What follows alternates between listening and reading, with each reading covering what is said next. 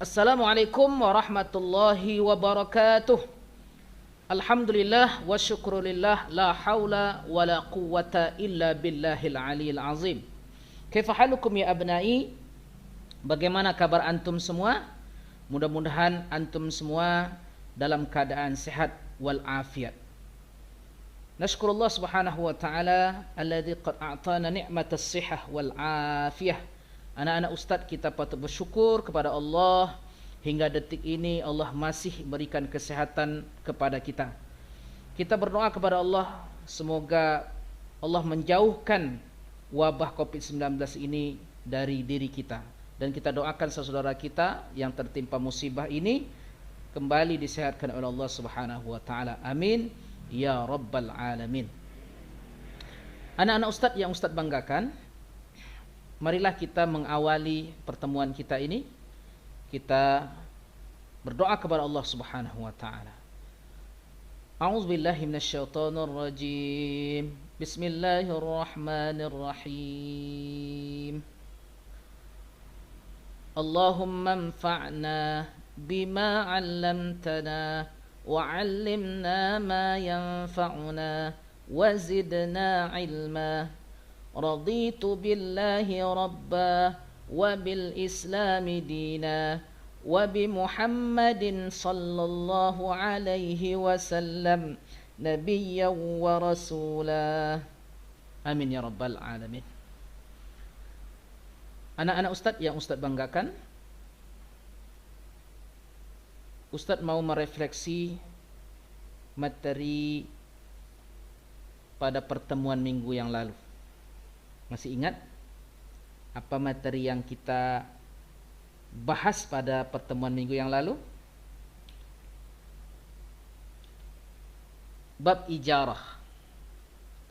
Baik, siapa yang tahu apa itu ijarah? Ijarah itu adalah suatu transaksi memberi imbalan atau kompensasi atas suatu manfaat yang diterimanya. Siapa yang tahu di antara antum contohnya? Tayyib. Seperti memberi upah kepada tukang karena sudah memperbaiki rumah kita. Kita akan masuk kepada materi. Silakan anak-anak ustaz buka bukunya, buku fikih kita di halaman 100, bab pengurusan jenazah, takziah dan ziarah kubur. Nah, pada pertemuan pertama ini yang kita akan bahas adalah memahami ketentuan umum pengurusan jenazah. Sebelum kita belajar, sebelum Ustaz jelaskan apa tujuan pembelajaran kita. Tujuannya ada dua. Pertama, memahami ketentuan pengurusan jenazah. Kedua, kalian mampu menjelaskan kewajiban dalam pengurusan jenazah.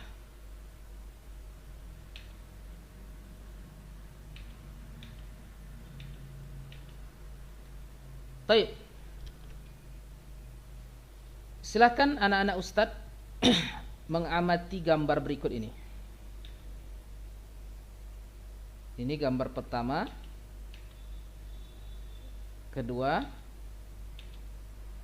ketiga, ini gambar keempat,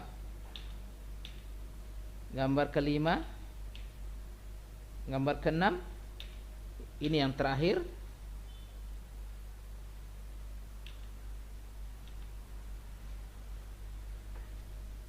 Bagaimana pendapatmu tentang gambar di atas tadi? Coba anak-anak ustaz, silahkan beri pendapatmu tentang gambar yang barusan antum tonton. Gambar di atas adalah kewajiban kita terhadap seseorang apabila meninggal dunia. Gambar di atas tadi rangkaian pengurusan jenazah. Bahwa setiap yang bernyawa pasti akan mati. Begitu pula kita manusia pasti akan mengalami kematian. Allah Subhanahu wa taala di dalam Al-Qur'an telah menegaskan bahwa setiap diri mempunyai batas waktu. Kita semua ada batas waktu kita. Waktu hidup, waktu mati. Nah, apabila telah datang waktunya kematian itu, kita selaku hamba Allah, anak-anak ustaz, kita tidak perlu khawatir, kita tak perlu ketakutan, tapi kita sadari bahwa waktu kita berarti sudah berakhir. Maka waktu kematian itu, anak-anak ustaz, tidak dapat diundurkan barang sesaat pun, tidak pula dapat dimajukan barang sesaat pun. Allah Subhanahu wa taala dalam Al-Qur'an surah Al-A'raf ayat 34. Anak-anak ustaz bisa lihat Al-Qur'an, bisa juga dilihat buku di halaman yang terakhir. Ya, di halaman terakhir di bab kita, di situ ada surat ini, ada ayat ini. Surah Al-A'raf ayat 34. A'udzu billahi minasy syaithanir rajim. Bismillahirrahmanirrahim. Walikulli ummatin ajal. فإذا جاء أجلهم لا يستأخرون ساعة ولا يستقدمون. Shadaqallahul azim. Tiap-tiap umat, kata Allah, mempunyai batas waktu. Maka apabila telah datang waktunya, mereka tidak dapat mengundurkannya barang sesaat pun, dan tidak dapat pula memajukannya. Definisi jenazah dari kata janazatun. Dari bahasa, janazah artinya menutupi. Sedangkan dari istilah, tubuh mayat yang tertutup. Jadi mayat yang sudah dibungkus dengan kain kafan, mayat itu berubah namanya menjadi janazah. Tapi kalau belum terbungkus dengan kain kafan, mayat itu belum lagi bernama janazah, tapi masih bernama mayat. Apa saja kewajiban yang harus dilakukan ketika seorang meninggal dunia? Ada 4, anak-anak ustaz. Yang pertama, kita harus memandikan jenazah. Kita harus mengkafankan jenazah. Kita menyolatkan jenazah, dan kita yang keempat harus menguburkan jenazah.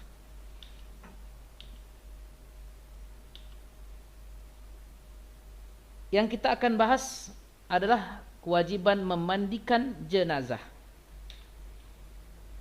Ini Ustaz akan jelaskan tentang kewajiban memandikan jenazah. Setiap muslim yang meninggal dunia ini harus dimandikan. Hukum memandikan jenazah orang muslim menurut jumhur ulama adalah fardu kifayah. Arti fardu kifayah itu apa? Kewajiban ini dibebankan kepada seluruh mukallaf. Artinya seluruh kaum muslimin di tempat itu. Tetapi jika telah dilakukan oleh sebagian orang, maka gugurlah kewajiban seluruh mukallaf, seluruh kaum muslimin yang lain. Adapun dalil yang menjelaskan kewajiban memandikan jenazah ini terdapat dalam sebuah hadis Rasulullah sallallahu alaihi wasallam. Ustaz akan bacakan hadisnya. An Ummi Atiyah dakhala alaina an-nabiy sallallahu alaihi wasallam wa nahnu naghsilu ibnatahu faqala ighsilnaha thalathan aw khamsan aw akthara min dhalik bima'in wa sidrin waj'alna fil akhirati kafura. Artinya dari Ummi Atiyah berkata, Nabi Muhammad SAW telah masuk kepada kami sewaktu kami memandikan putri beliau. Lalu beliau berkata, Rasulullah berkata, mandikanlah 3 kali, 5 kali, atau lebih dengan air serta daun bidara, dan basuhan terakhir hendaknya dengan kafur barus. Hadis riwayat Bukhari dan Muslim. Hal-hal yang harus dilakukan sebelum memandikan jenazah. Yang pertama, melepaskan pakaian jenazah.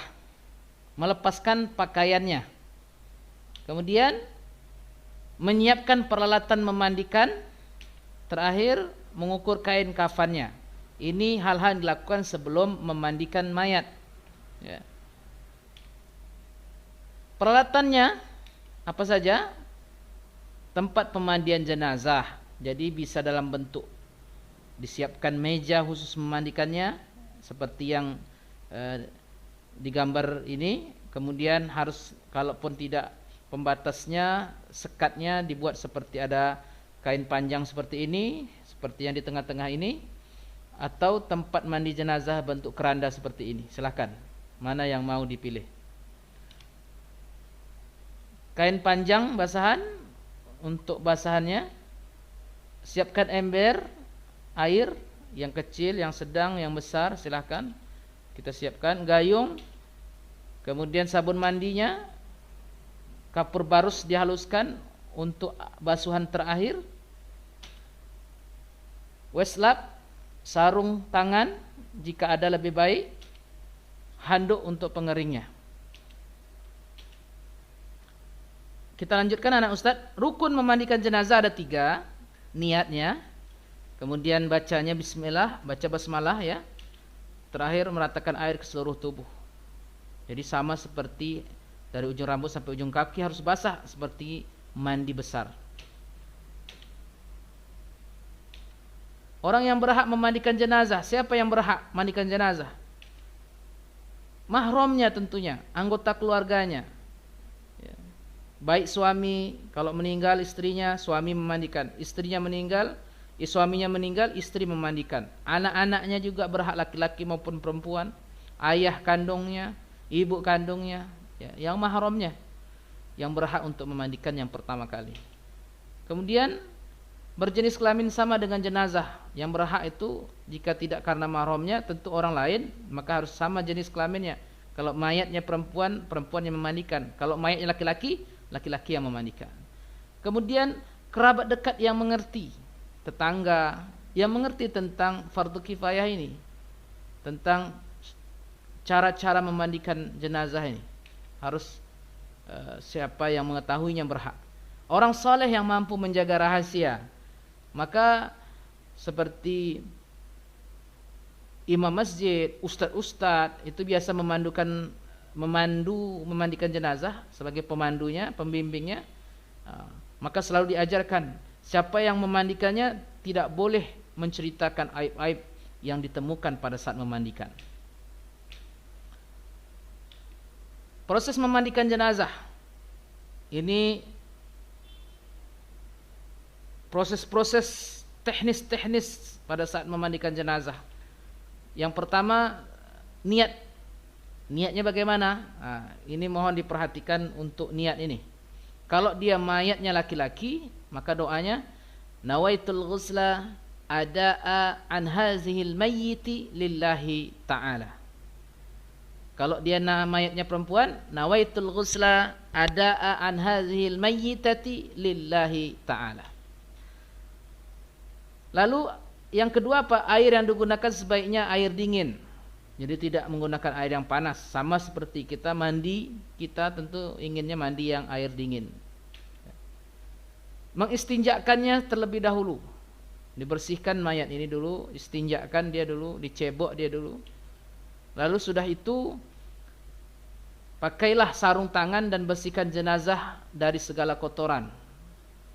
Ini petugas-petugasnya, mahramnya, keluarganya yang memandikannya atau siapapun yang memandikannya yang berhak sesuai ketentuan di atas tadi, dia gunakan sarung tangan agar terjaga dari hal-hal yang tidak diinginkan.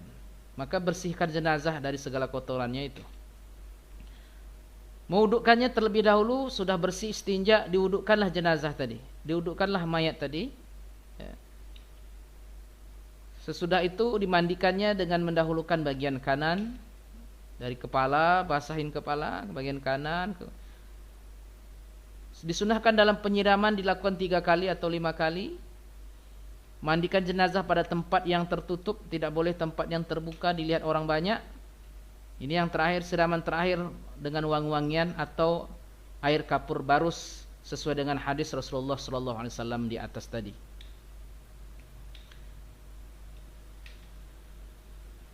Keringkan tubuh jenazah setelah dimandikan dengan kain atau handuk sehingga tidak membasahi kain kafan. Terakhir, sesudah dimandikan, jenazah pun diangkat ke tempat yang sudah disiapkan kain kafannya. Soal latihan. Baik, anak-anak Ustadz, kita masuk kepada soal latihan. Soal latihan ini ada 2 soal yang Ustadz ingin sampaikan kepada anak-anak Ustadz. Silakan tulis jawabannya di sistem e-learning kita, di assignment. Sudah Ustadz terakan dalam sistem itu, dan dengan pertanyaan yang ini juga Ustadz sampaikan. Maka silahkan dikirim jawabannya. Kirim jawabannya melalui sistem e-learning kita. Yang pertama, soal yang pertama latihan kita ini, sebutkan 4 kewajiban dalam pengurusan jenazah. Soal yang kedua, sebutkan dalil Al-Quran tentang kematian. Silahkan ditulis di sistem e-learning kita. Baik. Di ujung pertemuan kita, Ustadz akan tutup dengan memberikan kesimpulan. Pertama adalah kesimpulannya, hukum mengurusi jenazah itu hukumnya fardu kifayah. Apa anak Ustaz? Fardu kifayah. Kemudian kewajiban kita terhadap seorang yang meninggal dunia adalah ada 4. Pertama, kita wajib memandikan, mengkafankan, menyolatkan, dan yang terakhir menguburkan.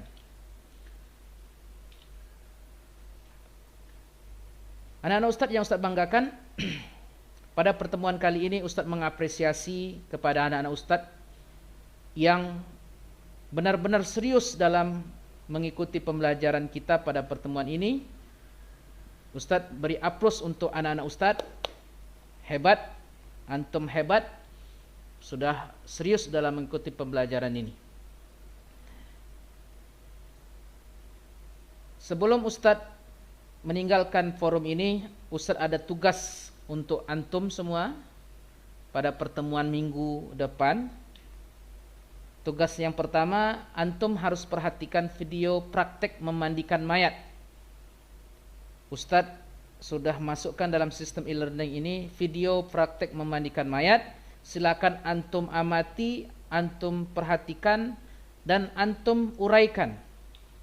Ini yang tugas kedua, uraikan cara memandikannya dalam lembar kertas, kirim ke sistem e-learning kita. Silakan dipoto, kemudian di-upload di sistem e-learning kita.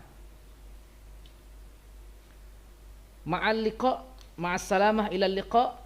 Sampai jumpa anak Ustaz pada pertemuan yang akan datang. InsyaAllah kita akan membahas pada pertemuan yang akan datang tentang tata cara mengkafankan jenazah.